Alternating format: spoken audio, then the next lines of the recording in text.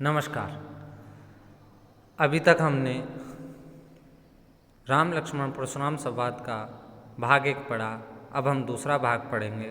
तो कौशिक सुनो मंद येहु बालकु, कुटिलु काल बस निज कुल घालकु, भानु बंस राकेश कलंकु, निपट निरकुसु अवधु असंकु, काल कवलु होई छन माही, कहो पुकारी खोर मुहि नाही, तुम हट कहो जो चहु उबारा, कही प्रताप बल रोष हमारा, लखन कहे मुनि सुजस तुम्हारा, तुम ही अछत को बरने पारा, अपने मुँह तुम आपनी करनी, बार अनेक बांति बहु बरनी, नहीं संतोष त पुनः कछु कहू, जन रिस रोकी दुसह दुख सहु, वीर व्रति तुम धीर अछोबा, गारि देत न पावहु शोभा, सूर समर करनी करहीं कहीं न जना वहीं आपु, विद्यमान पन रन पाई रिपु, कायर कथहीं प्रतापु।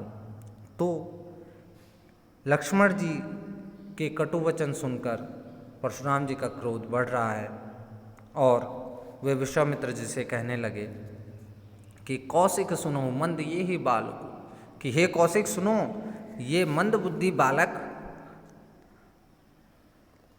अत्यंत कुटिल है और काल के बस में होकर ये अपने कुल का घातक बनना चाहता है। ये सूर्य वंश पर कलंक बनना चाहता है। यह जो बालक है निरकुशु, जिस पर किसी का अंकुश हो, निरंकुश, मूर्ख, उदंड है। काल कवल होई छन माई, क्षण भर में ये क्या हो जाएगा? काल का ग्रास बन जाएगा। कहो पुकारी खोरी मोहि नाही, फिर कोई मुझे दोष मत देना, मैं सबसे कह रहा हूं। और तुम हट कहो जो चहु उबारा, कही प्रताप बल रोष हमारा। यदि आप इसे बचाना चाहते हैं तो मेरा प्रताप बल रोष, मेरा प्रताप है, मेरा क्रोध है, इसके बारे में इस बालक को समझाइए। ऐसा सुनकर लक्ष्मण जी कहने लगे कि लखन कहे मुनि सुजस तुम्हारा, कि हे लक्ष्मण, हे परशुराम भगवान, कि हे मुनि, आपका सुयश आपके अलावा और कौन वर्णन कर सकता है। अपने मुंह तुम आपने करनी, आप अपने मुंह से अपनी बातें खुद कह लेते हैं। बार अनेक भांति बहुबरनी, आपने अनेक बार ऐसी बातें कही है, ठीक है।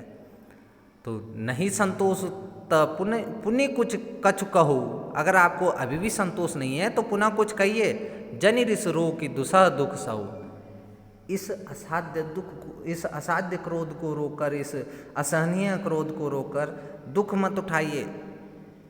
वीर व्रति तुम धीर अशोभा, आप वीर व्रति हैं, वीर हैं, धीर धारण करते हैं, आपको कोई शोभ नहीं है। गारि देत न पावहु शोभा, आपको गाली देना बिल्कुल शोभा नहीं देता है। और सूर समर करनी करहीं कहीं ना जना वहीं आप, सूरवीर को कहीं अपना प्रताप दिखाने के लिए कहीं जाने की आवश्यकता नहीं है। वो अपना प्रताप सीधा रणभूमि में दिखाता है। जबकि जो कायर होते हैं, विद्यमान रण पाई रिपु, जब अपने रिपु शत्रु को रण में पाते हैं तो कायर अपनी वीरता का बखान करते हैं।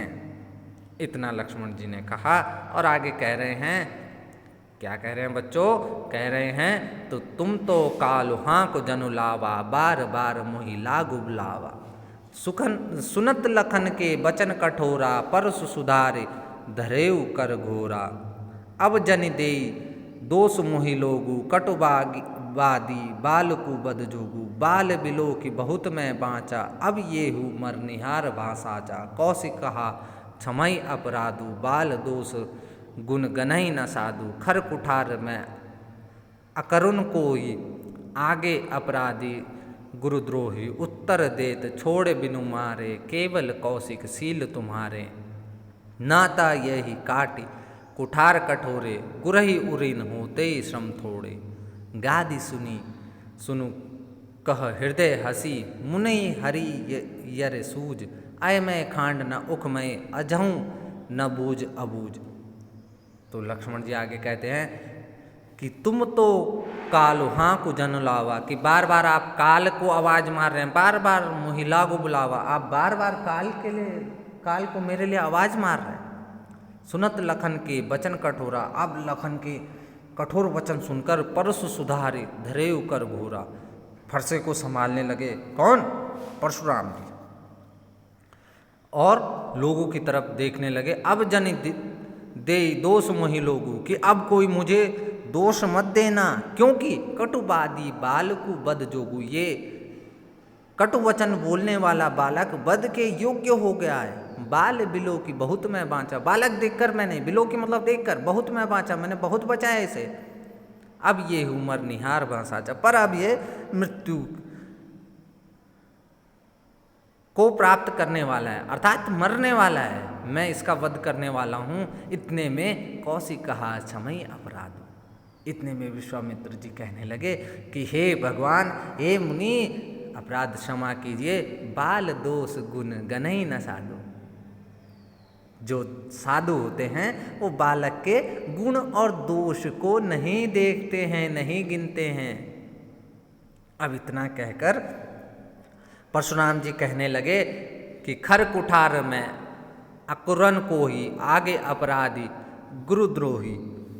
तो क्या है कि मेरे हाथ में जो फरसा है उसकी धार तेज है, और मैं बड़ा क्रोधी स्वभाव का हूँ, फिर भी ये बालक जो है आगे अपराधी गुरुद्रोही, ये बालक क्या है? अपराधी है, गुरुद्रोही है।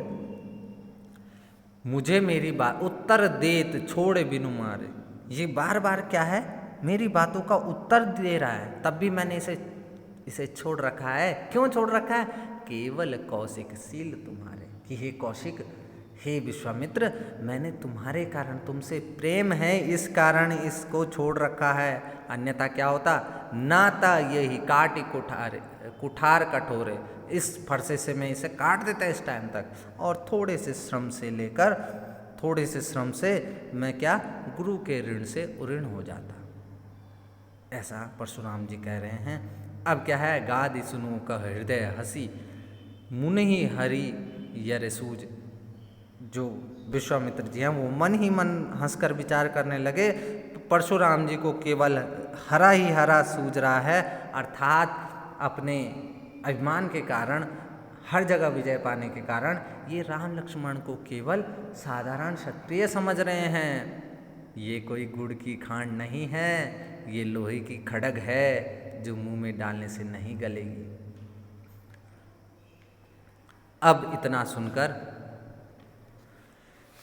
लक्ष्मण जी कहने लगे कि कहेहु लखन मुनिशील तुम्हारा, को नहीं जान विदित संसारा। मात पितहि उऋण भयनी के, गुरु दिनु रहा सोचु बड़ जी के। सो जनु हमरे ही माथे काड़ा, दिन चले गए ब्याज बड़ बारा। अब आनई व्यवहरिया बोली, तुरत देव मैं थैली खोली। सुनी कटु बचन कुठार सुधारा, हाय हाय सब सभा पुकारा। भृगुबर परसु देखा बहुमोही, विप्र विचारी बचो ने प्रदोही।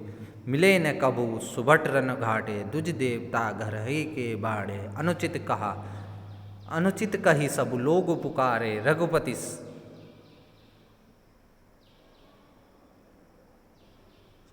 सयनहि लखनु निवारे। लखन उतर आहुति सरिस भृगुबर कोप कृसानु, बढ़त देखी जल सम बचन, बोले रघुकुल भानु।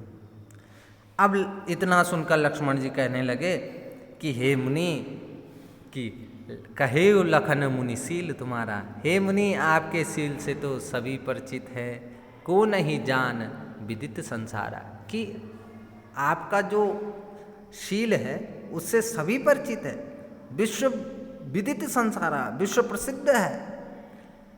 कि माता पिता ही उऋण भयनी के, कि आप किस प्रकार माता पिता से उऋण रह गए हैं। गुरु ऋण रहा सोच बड़ जी के, कि आपका जो है गुरु ऋण रह गया है, ये आपके मन में बड़ी सोच है। और सो जनु हमरे ही माथे काड़ा, कि ये गुरु ऋण जो है आपने हमारे मत्थे चढ़ा है और दिन चले गए, ब्याज बढ़ बढ़ा, बहुत से दिन चले गए हैं इसलिए इसका ब्याज बहुत बढ़ गया होगा। अब क्या कीजिए आप, अब आनिए व्यवहारिया बोली, आप तुरंत व्यवहार करने वाले व्यक्ति को बुला कर लाइए, हिसाब करने वाले व्यक्ति को बुला कर लाइए। और मैं क्या, तुरंत देऊँ मैं थैली खोली, मैं तुरंत थैली खोलकर हिसाब कर देता हूँ। अब क्या है, सुनि कटु वचन कुठार सुधारा। लक्ष्मण जी के कटु वचन सुनकर परशुराम जी ने अपने कुठार मतलब फरसे को संभाला और हाय हाय सब सभा पुकारा, और सभा में हाय हाय होने लगी, सारी सभा में हाय हाय मचने लगी। अब लक्ष्मण जी ने क्या कहा कि भृगुबर परसु देखा बोहि मोहि, कि हे भृगुश्रेष्ठ, हे मुनि, आप मुझे फरसा दिखा रहे हैं, और विप्र विचारी बचो नृपदोही, कि मैंने आपको क्या, विप्र विचारी, मैंने आपको ब्राह्मण समझकर, बचो नृपदोही मतलब राजाओं के शत्रु, आपको विप्र विचार कर, आपको ब्राह्मण सोचकर छोड़ दिया। और क्या है, मिले न कबहु सुभट रणगाड़े, आपको अभी तक रण में विजयी होने वाले शत्रु नहीं मिले हैं, बलवान शत्रु नहीं मिले हैं, बलवान वीर नहीं मिले हैं। और द्विज देवता घर ही के बाड़े, की हे द्विज देवता, आप केवल घर में ही बड़े हुए हैं, अर्थात आप सिर्फ अपनी ही दृष्टि में बड़े हैं। ऐसा सुनकर, लक्ष्मण जी की बातें सुनकर क्या है, सभी लोग जो हैं सभा में बैठे हुए के अनुचित कही सब लोग पुकारे, सब ने कहा अनुचित है, अनुचित है। और रघुपति सेनई लखन निवारे, रघुपति मतलब श्री राम जी ने लक्ष्मण जी को आंखों के इशारे से रोक दिया। अब क्या है, लक्ष्मण जी ने जो उत्तर दिया, लखन उतर आहुति सरिस भृगुबर कोप कृषाणु, जो भृगुबर मतलब परशुराम जी की क्रोध की अग्नि थी, उसमें लक्ष्मण जी के उत्तर जो हैं अग्नि में घी का काम कर रहे थे, आहुति का काम कर रहे थे। और इस प्रकार बढ़त देखी जल सम वचन बोले रघुकुल भानु, और उस क्रोध को बढ़ता हुआ देखकर शांत जल के समान, शांत करने वाले जल के समान रघुकुल भानु श्री राम जी बोलने लगे।